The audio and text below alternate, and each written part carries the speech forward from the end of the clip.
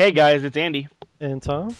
And Aniz. from Wapeach.com. Finally back with the new Retrocut, Clash at Demonhead, released in 1990 in America, and then actually 1989 in Japan. And it's a pretty popular game, Tom's favorite. So I'm gonna let Tom talk about this.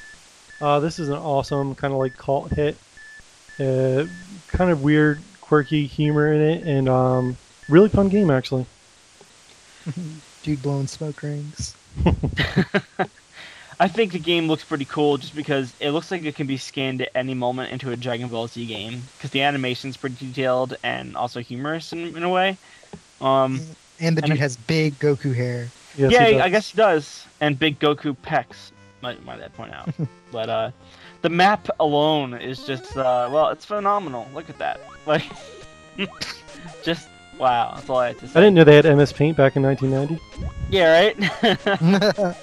Now, this game is basically like a Metroid-style game, if I understand correctly, but it did have one innovative thing that we're about to see is the weapon store, which back then wasn't very common, and there's kind of like a catch to it. Like, Tom, weren't you saying like you have to actually like buy the ability to get back to the store someday? Yeah, if you see where it says call, that's like it calls the shop up, and it just drops down, and you can buy whatever you want in the It's store. like buying minutes for your cell phone.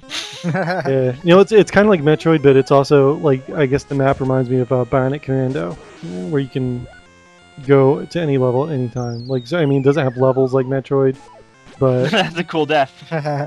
Oh, it wasn't a death. yeah. See, this is another innovative thing. When you fall, you don't just die. You go into this little pit and you can come back out. So You have to work your way back up. Some people may be familiar with the game from the comic book Scott Pilgrim, because there's several video game references throughout that, and one of the main bands in the book is named after the Clash of Demonhead, actually.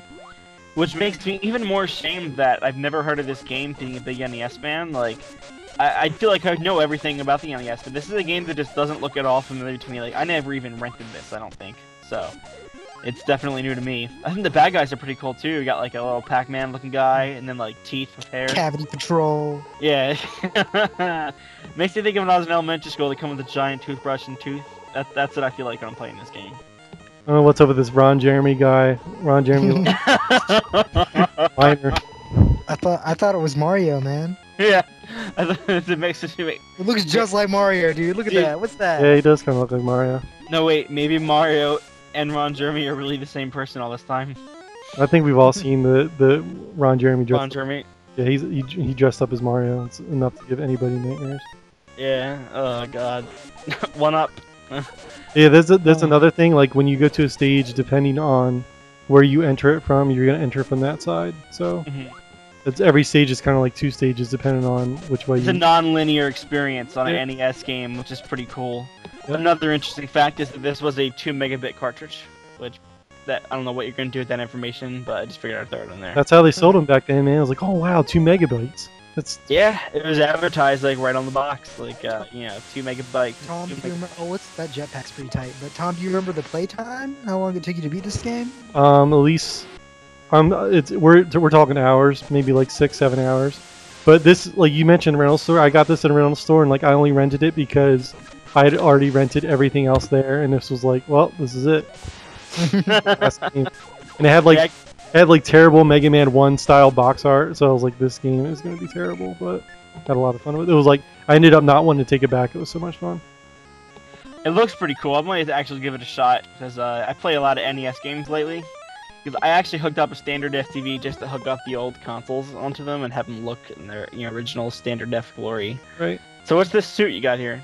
There's different suits you can wear. One of them's like a jetpack, which you just saw. This one, I believe, lets you walk around in lava, and there's like certain items you can get only if you go in the lava.